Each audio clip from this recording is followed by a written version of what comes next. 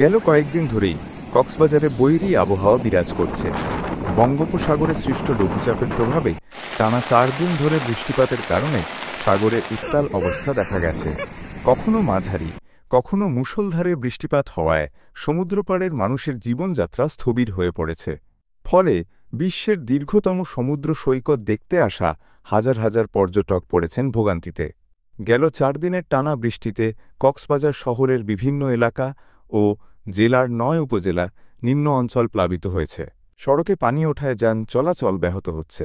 কক্সবাজার আবহাওয়া কার্যালয়ের সহকারী আবহাওয়াবিদ আব্দুল হান্নান জানিয়েছেন, সোমবার দুপুর 3টা পর্যন্ত গত 24 ঘণ্টায় 153 মিলিমিটার বৃষ্টিপাত রেকর্ড করা হয়েছে।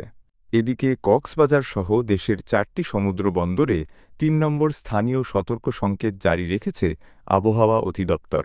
আবহাওয়ার পূর্বাভাসে বলা হয়েছে, 9 জুলাই পর্যন্ত এ অঞ্চলে ভারী থেকে অতি ভারী বৃষ্টি হতে পারে, যা পার্বত্য এলাকায় পাহাড় ধসের আশঙ্কা তৈরি করেছে। একদিকে টানা বৃষ্টি, অন্যদিকে সাগরে লঘুচাপের কারণে কক্সবাজারের জেলা প্রশাসকও নতুন করে সতর্কতা জারি করেছেন।